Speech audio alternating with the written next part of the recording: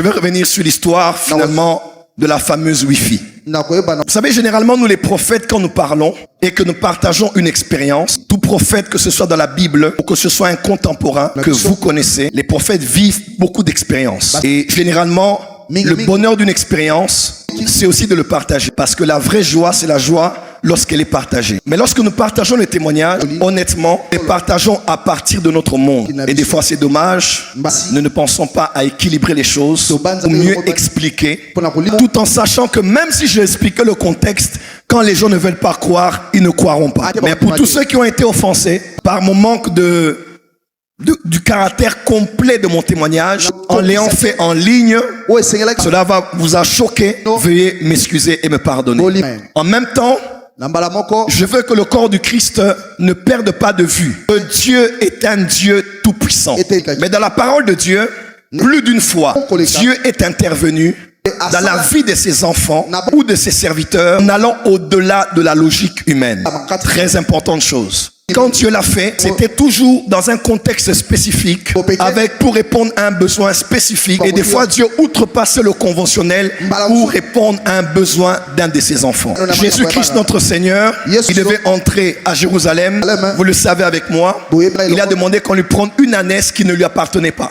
Parce que le Seigneur, en ce moment-là, parce qu'en même temps, il y a une campagne qui se fait depuis quelques années pour emmener les saints et le monde à devenir incrédules face à ce que Dieu est capable de faire. Au point où beaucoup d'entre nous ici, nous vivons des choses. Beaucoup de pasteurs, même qui m'ont appelé, ils vivent des choses. Mais on a tous peur de commencer à dire des choses, peur de passer devant un procès, devant un tribunal, et toujours vouloir s'expliquer. Vous écouterez chez l'un dire, Papa Tambuluko qui a prié pour son seau qui était troué, il a prié qu'il y avait de l'eau et ça a été soudé. Quelqu'un d'autre te dira, il manquera de l'eau, il a prié, l'eau est sortie de la pompe alors qu'il n'y avait pas d'eau. Quelqu'un d'autre te dira, j'avais examen le lendemain, je dormais et j'ai rêvé même les questionnaires. Il y en a ici qui ont vu ça, les questionnaires et les réponses. Qu'allons-nous dire à ce sujet? Dieu est illimité? Doit-on dire à Dieu ce qu'il doit faire et ne pas faire? Comme je l'avais dit l'année passée, en parlant au corps du Christ, puisque nous travaillons plus pour édifier, et à ce que certaines choses soient dites en privé et non en public. Si ça nécessite de le dire, prendre le temps de mieux expliquer, la majorité soit édifiée. Réveillez-vous à la réalité. Réveille-toi. Soubeaka, rise up. Nous voulons ce Dieu-là. Alléluia. Si c'est la même onction, c'est le même Dieu d'Abraham, d'Isaac, Dieu de Jacob. Allons tous à la montagne. Sois prêts, nous allons partir sur la montagne. Wake up! Réveille-toi. Wake up! Oh la rama cobra tana se la ramando se cabra. Licabrando bossanda. Alors avant toute chose, ce soir, je voulais faire quelque chose, car il en est de ma responsabilité comme pasteur de l'église et prophète dans le corps du Christ et aussi visionnaire de cette vision de Hanouka 2026. Je tenais à pouvoir dire un petit mot, car c'est important que je le fasse en tant que responsable, mais aussi en tant que membre d'une corporation de serviteurs de Dieu. J'ai eu quelques coups de fil. J'ai échangé avec quelques frères et il est paru bon que je puisse dire un mot. Et je tenais à vous en faire part. Il y a une semaine précisément, je suis revenu de Bruxelles, de la France, à Bruxelles. Et je vais part ici dimanche d'un témoignage. Comme je l'ai dit, j'en parle parce que je suis pasteur. Mais j'aimerais aussi en parler parce que nous sommes durant Hanouka.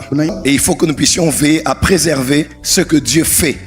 Et ce que Dieu veut poursuivre comme objectif jusqu'à la fin de ce programme, tout en établissant de l'équilibre. Vous savez, généralement, nous les prophètes, quand nous parlons et que nous partageons une expérience, tout prophète, que ce soit dans la Bible ou que ce soit un contemporain que vous connaissez, les prophètes vivent beaucoup d'expériences. Et généralement, le bonheur d'une expérience, c'est aussi de le partager. Parce que la vraie joie, c'est la joie lorsqu'elle est partagée. Mais lorsque nous partageons les témoignages, honnêtement, les partageons à partir de notre monde. Et des fois, c'est dommage. Nous ne pensons pas à équilibrer les choses ou mieux expliquer afin que l'on comprenne de quoi il s'agit. Quand vous allez voir un chirurgien, il utilisera beaucoup des termes de son monde parce qu'il vous parle pas comme si vous connaissez tout ce qu'il dit, mais il vous parle à partir de à partir de son monde. Quand vous allez chez un mécanicien, il vous citera des termes que vous ne comprenez même pas. Mais il ne pense pas directement que vous ne pouvez pas comprendre exactement ce qu'ils sont. Parce qu'ils parlent à partir de leur monde.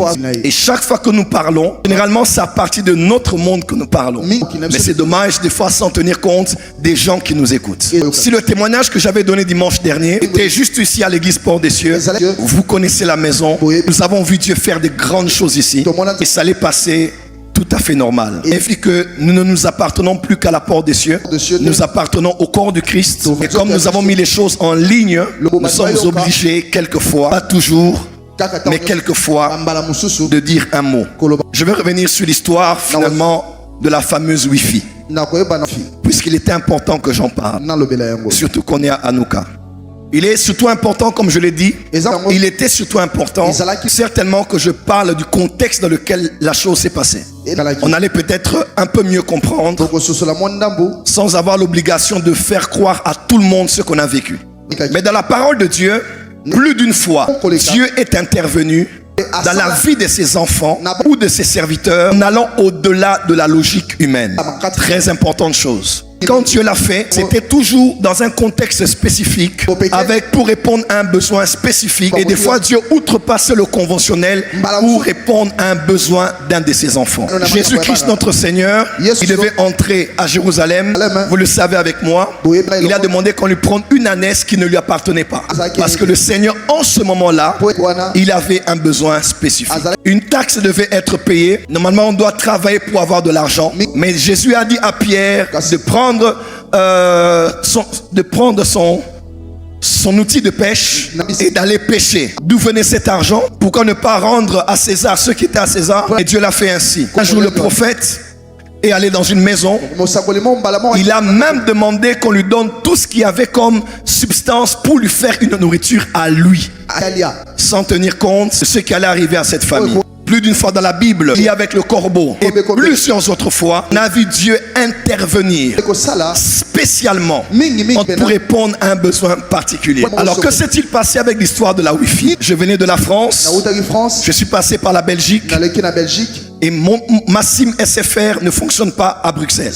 Généralement, c'est maman qui me partage la connexion. Et j'étais à l'aéroport, j'ai utilisé la Wi-Fi de l'aéroport. Je quitte maintenant l'aéroport, on embarque, on entre dans l'avion. Je suis en train d'arriver en retard et à la veille de Hanouka. J'étais arrivé ici samedi parce qu'on cherchait le vol. Il n'y avait pas de vol à cause de la neige. Donc je suis arrivé très en retard avec le programme d'Hanouka. J'arrive toujours une semaine ou une semaine et demie avant. J'étais très en retard.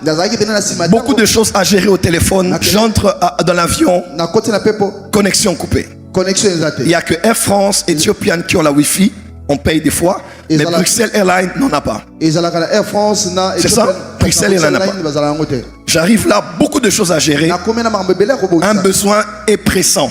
Je dois parler à ma famille, parler à l'église, parler avec ceux qui étaient là. Et par la grâce de Dieu, je suis prophète. Et Dieu a permis. Si Dieu ne l'avait pas permis, je n'allais pas voir ce que j'ai vu. Dieu a permis parce qu'il y avait un besoin spécifique. Je ne pouvais pas rester 8 heures sans travailler en étant déconnecté et en arrivant ici que à 21h, 21h30 pour ceux qui sont venus me prendre. Donc ici j'aimerais le dire, Dieu l'a fait. Et Dieu l'a fait pour un besoin spécifique. Je suis serviteur de Dieu. Et je suis un homme responsable. Dieu ne me donne pas la grâce de voir tous les Wi-Fi des gens. Il ne me donne pas la grâce de voir tous les comptes bancaires des gens. Il ne me donne pas la grâce de voir tous les détails sur la vie privée des gens. Loin de là, il nous permet de voir que ce qu'on doit voir quand cela est utile. Et j'insiste, c'est Dieu qui l'a fait. Seulement, je n'ai pas expliqué tout le contexte pour peut-être mieux m'expliquer. Tout en sachant que même si je expliquais le contexte, quand les gens ne veulent pas croire, ils ne croiront pas. Mais pour tous ceux qui ont été offensés par mon manque du caractère complet de mon témoignage, en l'ayant fait en ligne, cela va vous a choqué. Veuillez m'excuser et me pardonner. Nous allons faire la prochaine fois, lorsque Dieu fait quelque chose, de l'expliquer globalement. Et lorsque ce n'est pas utile, parce qu'il y a des choses aussi qui ne sont pas utiles, forcément de le dire. Il y a des choses qu'on peut dire aux gens en privé. Je verrai pour certaines autres choses à ne les dire qu'en privé. Amen. En même temps, je veux que le corps du Christ ne perde pas de vue que Dieu est un Dieu tout-puissant.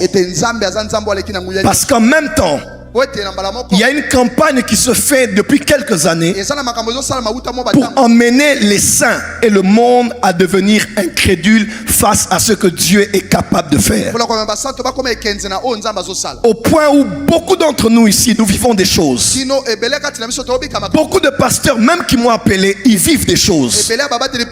Mais on a tous peur de commencer à dire des choses, de peur de passer devant un procès, devant un tribunal et de toujours vouloir s'expliquer. Vous écouterez chez l'un dire Papa Tambuluko qui a prié pour son seau qui était troué, il a prié qu'il y avait de l'eau et ça a été soudé.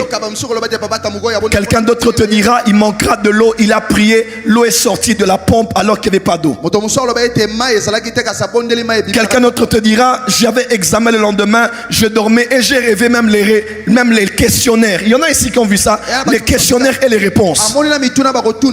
Qu'allons nous dire à ce sujet? Dieu est illimité? Doit-on dire à Dieu ce qu'il doit faire et ne pas faire?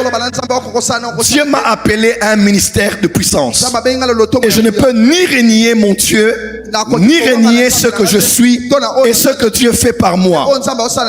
Mais comme je l'avais dit l'année passée, en parlant au corps du Christ, puisque nous travaillons plus pour édifier, je verrai à ce que certaines choses soient dites en privé et non en public, ou si ça nécessite de le dire, je prendrai le temps de mieux expliquer pour que la majorité soit édifiée. Quand c'est utile, je le ferai. Quand ce n'est pas utile, je préférerai me taire et partager ma joie et mon excitation à des gens qui pourront mieux comprendre ce que j'ai à dire. Sinon, bonne Hanouka. Et préparons-nous à vivre et à voir le Dieu Tout-Puissant manifeste encore durant ce programme